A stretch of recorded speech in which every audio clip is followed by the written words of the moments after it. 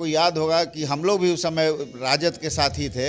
उस समय यहाँ पर लाई अफर ही छीन लिया जाता था, और उसके बाद से नीतीश जी के आने के बाद से जिस तरह का कानून व्यवस्था उन्होंने कायम किया। पहले किसी भी गाड़ी में आप देखते तो 4 नाल टोंटी निकला हुआ रहता था राइफल का। आज कहीं नज़र आता है वो परिदृश्य? कहीं नहीं नज़र आता है। आज सारण लोकसभा चुनाव बड़ा दिलचस्प मोड़ पर पहुंच गया है। एक तरफ लालू प्रसाद यादव अपनी बेटी के लिए फील्डिंग कर रहे हैं, दूसरी तरफ राजीव प्रताप रूडी के लिए चंद्रिका राय जी फील्डिंग कर रहे हैं। इनके पिताजी भी बिहार के मुख्यमंत्री रहे, दरोगा बाबू। सर, राजीव प्रताप रूडी के बारे में ऐसी चर्चा है कि चुनाव में कमजोर पड़ रहे थे कि आपकी एंट्री हुई है। सर, क्या कहेंगे इस पर? नहीं, ऐसा क्या बात है।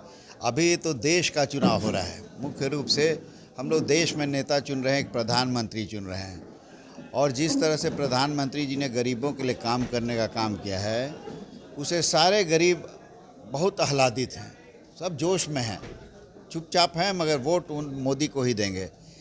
मुफ्त अनाज देना, स्वास्थ्य चिकित्सा की व्यवस्था करना, और यहाँ पर हमारे मुख्यमंत्री जी ने जो काम किया है, बिजली, सड़क, पानी, सारे चीज़ देने, इसके बाद क्या बचता है? सारे लोग उस पर वोट करने का काम करेंगे, और किसी चीज़ पर वोट का। और रूडी जी की स्थिति कभी खराब नहीं थी। मेरे आने से निश्चित रूप से एक बल मिलेगा उनको। रिकॉर्ड वोट से जीतने की संभावना बन रही है, ऐसे लोग कह रहे हैं कि आपके आने से अब रिकॉर्ड जीतना तो श्योर है। अब आने वाला चीज़ तो बताएगा 4 तारीख को कितना से जीत होती है। ये तो 4 तारीख को बताया, हमारी जीतना तो निश्चित है। यहाँ की 40 की 40 सीट हम लोग जीत रहे हैं। वो लोग दावा कर रहे हैं कि बहुत सारा सीट, बहुत दावा भी कर रहे हैं, तो 7-8 का दावा कर रहे हैं।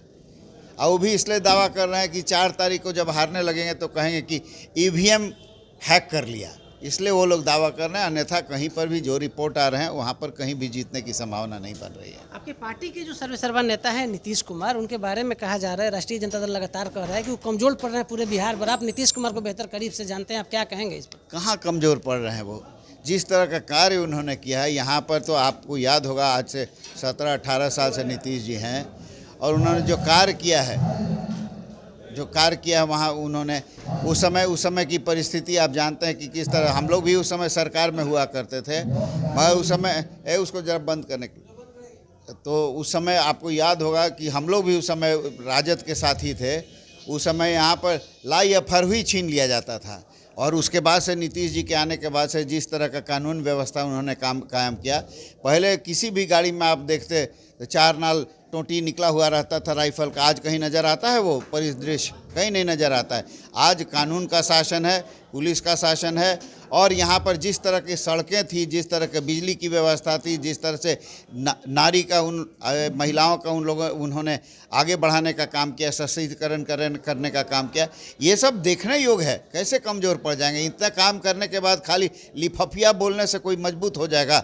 उन्होंने काम करके दिखाने का काम किया। मेरे ख्याल से इस देश की और राज्य की जनता काफ़ी शिक्षित है, समझदार है, इस बात को समझती है। नीतीश कुमार के नेतृत्व में जो आपके वोटर हैं, राजीव प्रताप रूडी को वोट करने जा रहे हैं? बिल्कुल, इसमें कोई शक है क्या?